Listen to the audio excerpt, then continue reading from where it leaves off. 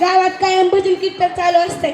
आज आमची निघाली होती दिंडी, तर या दिंडीतच मध्ये आला अडथळा. चला तर मग पाहूयात काय आला अडथळा. जिल्हा परिषद प्राथमिक शाळा कळस सादर करीत आहे भारूड भारूड भारूड. ज्ञानबा तुकाराम ज्ञानबा तुकाराम तुकाराम ज्ञानबा तुकाराम बा तुकाराम ज्ञानबा तुकाराम ज्ञानबा ज्ञानबा तुकाराम ज्ञानबा तुकाराम ज्ञानबा तुकाराम ज्ञानबा तुकाराम ज्ञानबा तुकाराम ज्ञानबा तुकाराम ज्ञानबा तुकाराम ज्ञानबा तुकाराम ज्ञानबा तुकाराम ज्ञानबा तुकाराम ज्ञानबा तुकाराम ज्ञानबा तुकाराम ज्ञानबा तुकाराम.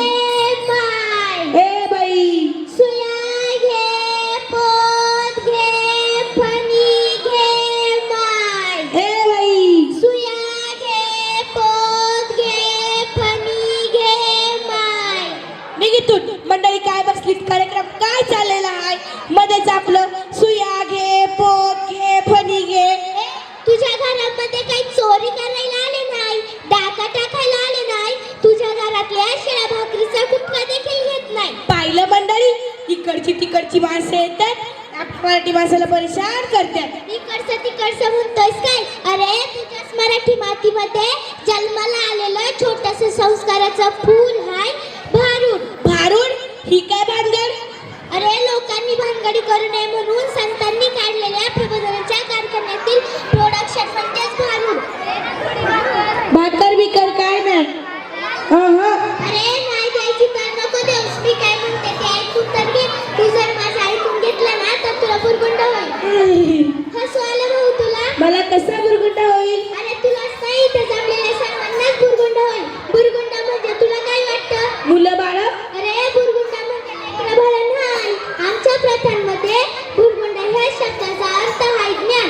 तुला ज्ञान होईल. 4 युग आणि 10 अवतार असतात. तू आहे तूच पासी, परंतु तू जागा चुकलासी आणि हीच चुकलेली जागा दाखवण्यासाठी संतांनी काढलेले ग्रंथ भारूड वाङ्मय यांची निर्मिती केली.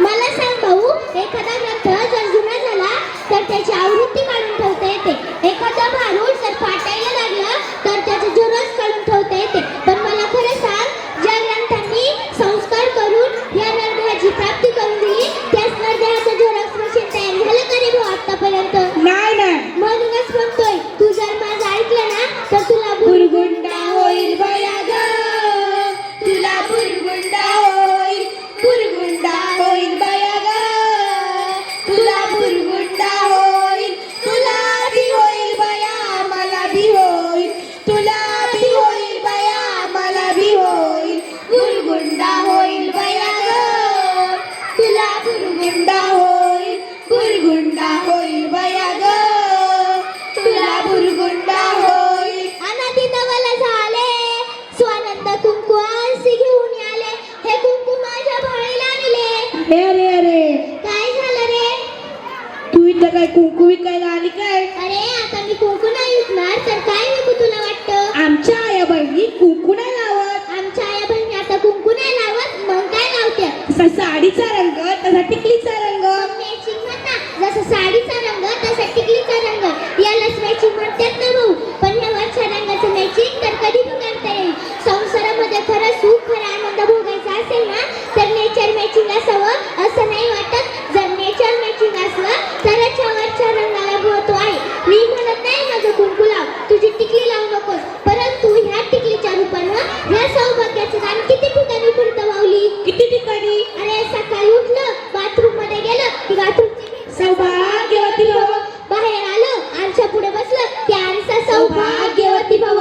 मी म्हणत नाही माझं कुंकू लाव, तुझी टिकली लावू नकोस, परंतु माझं कुंकू लावण्याच्या पाठीमागे काहीतरी शास्त्रीय कारण. कुंकू हे कुठं लावलं जातं? कुंकू हे कपाळावर लावलं जातंय. अरे कुंकू हे कपाळावरच लावलं जातं, परंतु आपल्या या ब्रह्मांडाच्या मध्यभागी जे केंद्र असतं त्याच्या मध्यभागी हे कुंकू लावलं जाते.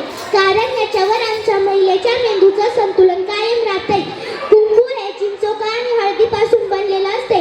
एखाद्याला विंचू चावला ना रे तर त्याची जहर उतरवण्याची ताकद जर या चिंचोक्यात असेल तर ते चिंचोक्यापासून बनलेलं कुंकू तुझ्या कपाळावर लावलं तर तुझं टेन्शन नाही का कमी होणार?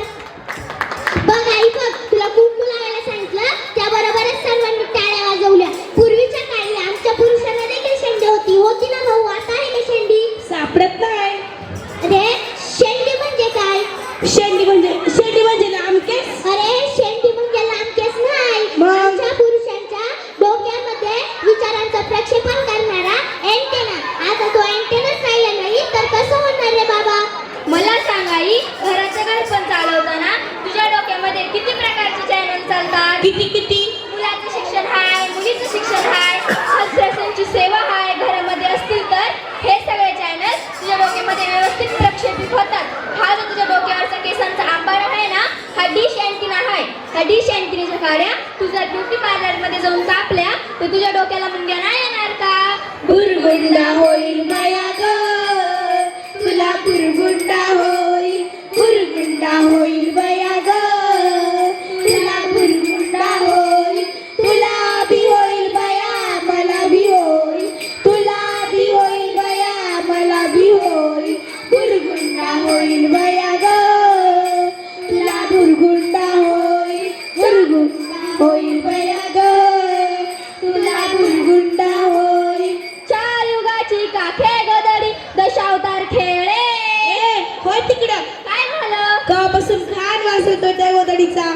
अरे भाऊ, ही गोदडी नाही, ही पृथ्वी आहे. हे रंगीत रंगीत तुकडे, हे वेगवेगळे देश आहे. पूर्वीच्या काळी पृथ्वीवर डोंगर होते, नद्या होत्या, प्राणी होते, पक्षी होते, पण माणसाने स्वतःच्या सुखापायी सगळं बरबाद करून टाकलं. यालाच माणसाची बरबादी म्हणतात ना. माणसाने झाडं तोडल्यामुळं वन्य प्राणी आपल्या वस्त्यांमध्ये घुसत आहेत. म्हणून तुला म्हणते, एक तरी झाड लाव, भुरगुंडा होईल बया ग, तुला भुरगुंडा होईल, भुरगुंडा होईल बया ग, तुला भुरगुंडा होईल, तुला बी होईल बया, मला बी होईल, तुला बी होईल बया, मला बी होईल, भुरगुंडा होईल